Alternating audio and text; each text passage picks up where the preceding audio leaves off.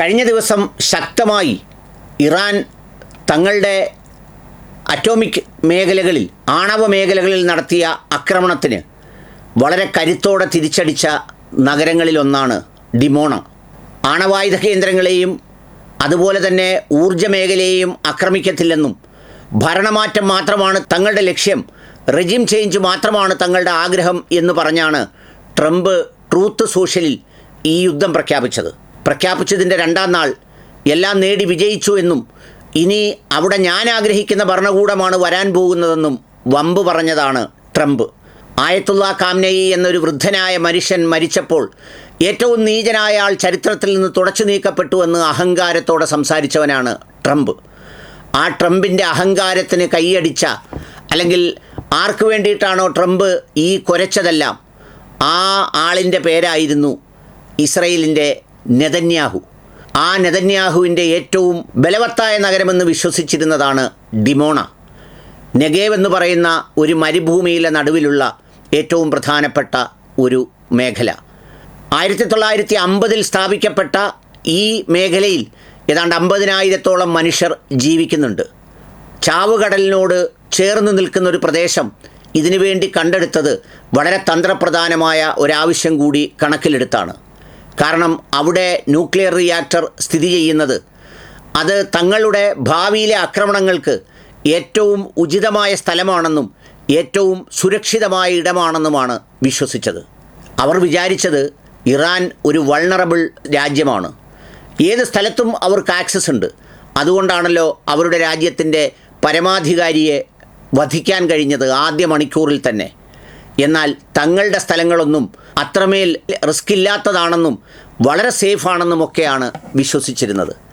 പക്ഷേ ആ വിശ്വാസത്തെ എല്ലാം മറികടന്നാണ് ഈ ഡിമോണ എന്ന 1950 ബെൻഗീർ എന്ന അന്നത്തെ പ്രധാനമന്ത്രി പടുത്തുയർത്തിയ ഈ മേഖലയിൽ ഇറാൻ കടന്നാക്രമണം നടത്തിയത്.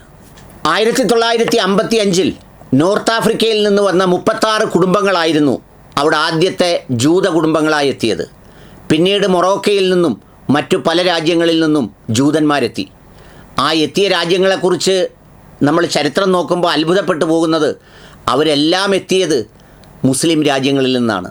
എന്നുവെച്ചാൽ മുസ്ലിം രാജ്യങ്ങളാണ് ഈ ജൂത സമൂഹത്തെ മുഴുവൻ അക്കോമഡേറ്റ് ചെയ്തത്. അതുകൊണ്ടാണ് അവരെല്ലാം അവിടെ നിന്ന് സുരക്ഷിതരും സമ്പന്നരും സൗന്ദര്യവാന്മാരുമായി ഈ നഗരങ്ങളിലേക്കൊക്കെ മടങ്ങിയെത്തിയത്.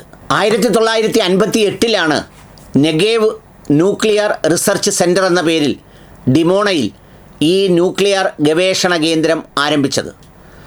ന്യൂക്ലിയർ ഗവേഷണ കേന്ദ്രത്തിൻ്റെ ലക്ഷ്യം തങ്ങളുടെ രാജ്യത്തെ സംരക്ഷിക്കുക എന്നതിലുപരി ഗ്രേറ്റർ ഇസ്രയേലിനെ സൃഷ്ടിച്ചെടുക്കാൻ വേണ്ടിയുള്ള ഭാവിയിലേക്കുള്ള കാര്യങ്ങൾ കരുതലും ഒരുക്കലുമായിരുന്നു. നമ്മൾ ഓർക്കേണ്ടത് ചരിത്രാതീതകാലം, പുരാതന കാലം എന്നൊന്നും പറയണ്ട, ഇതെല്ലാം സംഭവിക്കുന്നത് കൺമുന്നിൽ 20-ാം നൂറ്റാണ്ടിൻ്റെ വെള്ളി വെളിച്ചത്തിലാണ്.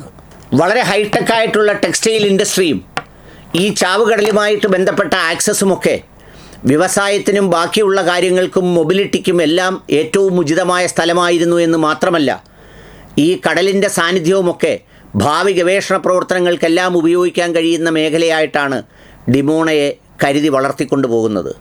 ഡിമോണയിലാണ് കരുത്തുള്ള അയൺ ഡോമുകൾ സ്ഥാപിച്ചു എന്ന് കരുതിയിരുന്നത്. എന്നാൽ ഈ ആക്രമണത്തിന് ശേഷം ഇറാൻ്റെ IRGC പറഞ്ഞു, ഈ പറയുന്ന ഇസ്രയേലിൻ്റെ ആകാശം ഡിഫൻസ്ലെസ് ആണ്, പ്രതിരോധ സംവിധാനമെല്ലാം തങ്ങൾ തകർത്ത് കളഞ്ഞു, ഇനി ഏതു നഗരങ്ങളെയും തങ്ങൾക്ക് ആക്രമിക്കാം. അത് തെളിയിച്ചു കൊടുത്തതാണ് ഡിമോണയിലെ ആക്രമം. ഇപ്പോഴും ആണവ റിയാക്ടറിൽ ആക്രമിച്ചില്ല, അതിൻ്റെ അടുത്ത് വരെയേ ആക്രമിച്ചുള്ളൂ. ഇത്രയും വലിയ നാശനഷ്ടങ്ങളൊക്കെ ഉണ്ടാകുന്ന സ്ഥിതിയിലേക്കെത്തി. ഇസ്രയേൽ എമർജൻസി പ്രഖ്യാപിക്കേണ്ട സ്ഥിതിയിലേക്ക് വന്നു. അവർക്കിതൊരു പുതുമയാണ്. പക്ഷേ ലോകം മുഴുവൻ എമർജൻസിയും ദുരന്തവും ഉണ്ടാക്കുന്നത് അവർക്കൊരു പുതുമയേ അല്ല. അവർ ഫലസ്തീനിൽ ഒരുപാട് എമർജൻസി ഉണ്ടാക്കിയിട്ടുണ്ട്, ഒരുപാട് ദുരന്തങ്ങൾ സൃഷ്ടിച്ചിട്ടുണ്ട്. ഇറാനിലും അവർ സൃഷ്ടിച്ചിട്ടുണ്ട്, ഇറാഖിലും സമാനമായ രീതിയിൽ അവർ ദുരന്തങ്ങൾ ഉണ്ടാക്കിയിട്ടുണ്ട്. പക്ഷേ ആദ്യമായിട്ടാണ് ആ ദുരന്തങ്ങൾക്ക് ഇതുപോലൊരു മറുപടി കിട്ടുന്നത്. നിങ്ങൾക്ക് കൊന്നു തീർക്കാനേ പറ്റൂ, ഇറാനികളെ തോൽപ്പിക്കാനാവില്ലെന്നാണ് ഇത്രയും ദിവസത്തെ പ്രതിരോധം, പ്രത്യാക്രമണം അവരിലൂടെ ലോകം കേൾക്കുന്നത്.